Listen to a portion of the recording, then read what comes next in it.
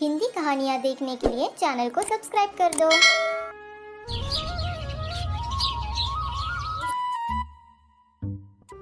एक समय की बात है, एक जंगल में सोनी चिड़िया अपने तीनों बच्चों के साथ रहती थी। उसके बहुत ही प्यारे बच्चे थे, लेकिन वो बहुत शरारती थे। इसलिए चिड़िया को हमेशा चिंता होती रहती थी कि वो अगर खाना लेने जाए तो बच्चे कुछ शरारत ना कर दे। इसलिए वो उन्हें छोड़कर कहीं जाती नहीं थी। लेकिन खाना भी खत्म होने आ रहा था। तभी वो चिंता करती रहती है कि अब क्या करे। तभी उसकी सहेली मुनमुन चिड़िया वहां पर आ जाती है और वो कहती है, क्या हुआ सोनी चिड़िया, तुम परेशान लग रही हो। तभी सोनी चिड़िया कहती है, अरे हाँ, देखो ना, मेरे घर का सारा खाना खत्म होने आ रहा है और मैं इन बच्चों को छोड़कर जा भी नहीं सकती। कहीं ये शरारत करते करते घोंसले से नीचे ना गिर जाए।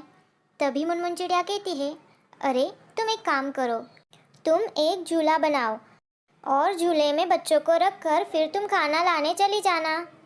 झूले से तुम्हारे बच्चे कहीं नहीं जाएंगे, तुम आराम से खाना जमा कर पाओगी। तभी सोनी चिड़िया कहती है, अरे हाँ मुनमुन चिड़िया, ये आइडिया मुझे अच्छा लग रहा है, मैं ऐसे ही करती हूँ। तभी सोनी चिड़िया एक झूला बनाती है और उसके तीनों बच्चों को झूले में रख कर वो खाना लाने चली जाती है।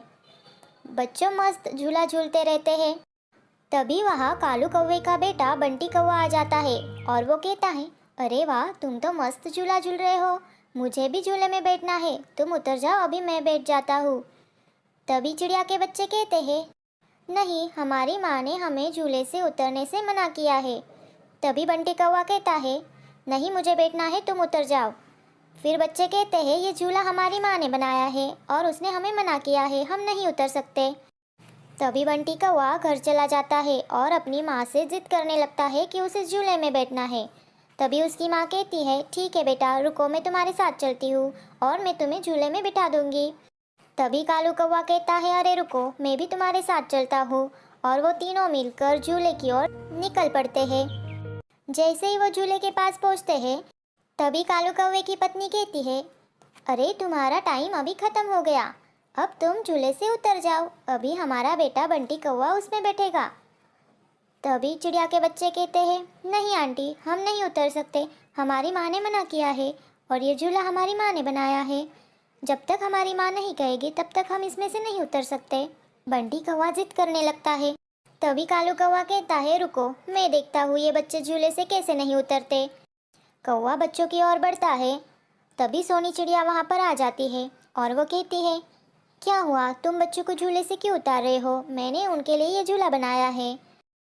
तभी कौवा कहता है, अरे सोनी चिड़िया, तुमने ये झूला बनाया है तो क्या हुआ, मेरा बेटा भी उसमें बैठेगा। नहीं कालू कौवे, इसमें मेरे बच्चे ही बैठेंगे, ये झूला मैंने बनाया है उनके लिए। अगर तुम्हें तुम्हारे बंटी बेटे को झूला झुलाना है तो तुम उसके लिए दूसरा झूला बनाओ। बच्चा कहता है, नहीं माँ, मुझे इसी झूले में बैठना है। तभी कालू कौवा कहता है, चलो बंटी बेटा, मैं तुम्हें दूसरा झूला बना कर देता हूँ। ऐसा कहकर वो तीनों वहाँ से चले जाते हैं। वो जैसे ही घर पहुँचते हैं, तभी कालू कौवा कहता है, मुझे उस सोनी चिड़िया पर बहुत गुस्सा आ रहा है, उसने हमारे बंटी बेटे को झूले में ना बिठाकर अच्छा नहीं किया, हम इसका बदला ज़रूर लेंगे।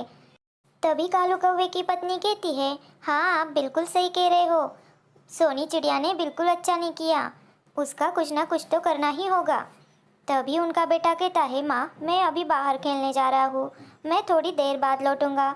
ऐसा कहकर उनका बेटा खेलने चला जाता है। तभी कालू कौवे की पत्नी कहती है, आज रात हम चिड़िया के झूले को जला डालते हैं। तभी कालू कौवा कहता है, हाँ हाँ, तुम बिल्कुल सही कह रही हो, हम वैसे ही करते हैं। तभी बंटी कौवा सोनी चिड़िया के पास आ जाता है और वो कहता है, आंटी, मुझे थोड़ी देर झूले में बैठने दो ना। तभी सोनी चिड़िया कहती है, ठीक है बंटी कौवे, थोड़ी देर तुम बैठ जाओ। तभी बंटी कौवा झूले में बैठ जाता है। उसे बहुत मज़ा आता है और उसे नींद आ जाती है और वही झूले में वो सो जाता है। तभी रात को कौवा और उसकी पत्नी आते हैं। अंधेरे की वजह से उनको उनका बेटा नहीं दिखता है और वो नीचे से झूले को आग लगा देते हैं। धीरे धीरे करके झूले की आग बढ़ने लगती है। उसे देखकर सोनी चिड़िया वहाँ आ जाती है। अरे तुम दोनों ने ये क्या किया, तुमने इस झूले को क्यों जलाया, इसमें तुम्हारा बंटी बेटा था।